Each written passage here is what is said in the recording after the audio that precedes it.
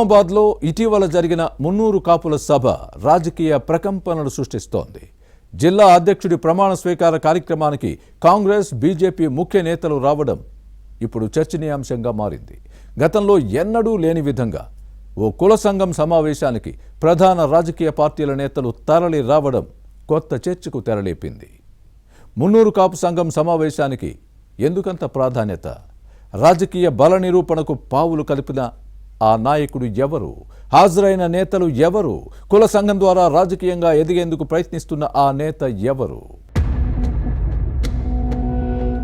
తెలంగాణలో మున్నూరు కాపుల ప్రాబల్యం ఎక్కువ. ఏ రాజకీయ పార్టీ అయినా వీరికి ప్రాధాన్యత ఇస్తుంది. కొన్ని నియోజకవర్గాల్లో నిర్ణయాత్మక శక్తిగా ఉన్నారు. మున్నూరు కాపు సంఘం బాధ్యతలు నిర్వహించిన వారిలో కొందరు పాలిటిక్స్ లో కీలక నేతలుగా ఎదిగారు. మాజీ మంత్రి డి శ్రీనివాస్ సంఘం బాధ్యతల నుంచి రాజకీయ రంగ ప్రవేశం చేసిన విషయాన్ని గుర్తుపెట్టుకోవాలి. స్వర్గీయ డి శ్రీనివాస్ ఉమ్మడి ఏపీ పిసిసి ప్రెసిడెంట్, మంత్రిగా పనిచేశారు. బీఆర్ఎస్ రాజ్యసభ ఎంపీగా బాధ్యతలు నిర్వహించారు. డి శ్రీనివాస్ రాజకీయ ఎదుగుదలలో సొంత సామాజిక వర్గం మున్నూరు కాపు కమ్యూనిటీ కీలకంగా పనిచేసింది. నిజామాబాద్ జిల్లా మున్నూరు కాపు సంఘాన్ని స్థాపించి సుదీర్ఘకాలం అధ్యక్షుడిగా కొనసాగారు డిఎస్. దీంతో ఇప్పటికీ ప్రతి ఎన్నికల్లో డిఎస్ ప్రభావం కనిపిస్తోంది. ఇటీవల డిఎస్ పెద్ద కుమారుడు సంజయ్ తండ్రి వారసత్వాన్ని కొనసాగించేందుకు కసరత్తులు చేస్తున్నారు. ధర్మపురి సంజయ్ నిజామాబాద్ తొలి మేయర్గా పనిచేశారు. ఆ తర్వాత చాలా కాలం పాటు క్రియాశీల రాజకీయాలకు దూరంగా ఉన్నారు. డిఎస్ వారసుడిగా రాజకీయ వ్యవహారాలు చూసుకున్నప్పటికీ పొలిటికల్ మైలేజ్ రాలేదు. అదే తరుణంలో డిఎస్ చిన్న కుమారుడు ధర్మపురి అరవింద్ నిజామాబాద్ ఎంపీ అయ్యారు. బీజేపీలో రాజకీయ అరంగేట్రం చేసిన అరవింద్ వరుసగా 2 సార్లు ఎంపీగా గెలిచారు. ఈ నేత విజయంలోనూ డిఎస్ పాత్రతో పాటు మున్నూరు కాపుల మద్దతుంది.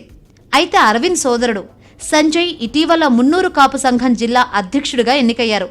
తన తండ్రి డిఎస్ చేతిలో పురుడు పోసుకున్న సంఘానికి జిల్లా అధ్యక్షుడు కావడంతో సంజయ్ రాజకీయ సమీకరణాలు మళ్లీ మొదలుపెట్టారు.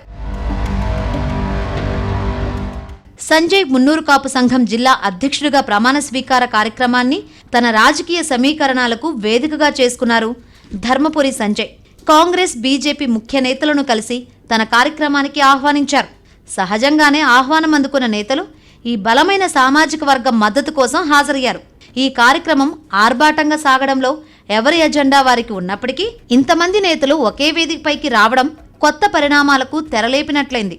ప్రధానంగా టీపీసీసీ అధ్యక్షుడు మహేష్ కుమార్ గౌడ్తో పాటు నిజామాబాద్ జిల్లాలోని ముఖ్య నాయకులందరినీ ఒకే వేదికపైకి తెచ్చారు. రాష్ట్ర ప్రభుత్వ సలహాదారులు సుదర్శన్ రెడ్డి, షబ్బీర్ అలీ, కాంగ్రెస్ ఎమ్మెల్యే భూపతి రెడ్డి, పలువురు కార్పొరేషన్ చైర్మన్లు ఉండగా బీజేపీ శాసనసభ్యులు ధన్పాల్ సూర్యనారాయణ, పైడి రాకేష్ రెడ్డి, పార్టీ జిల్లా అధ్యక్షుడు దినేష్ కులాచారి హాజరయ్యారు. ఇంతమంది నేతలను ఒకే వేదికపైకి తీసుకురావడం ద్వారా సంజయ్ తన గ్రౌండ్ వర్క్ ప్రారంభించారన్న చర్చ జరుగుతోంది. వాస్తవానికి గత అసెంబ్లీ ఎన్నికల్లో సంజయ్ నిజామాబాద్ అర్బన్ కాంగ్రెస్ టికెట్ ఆశించారు.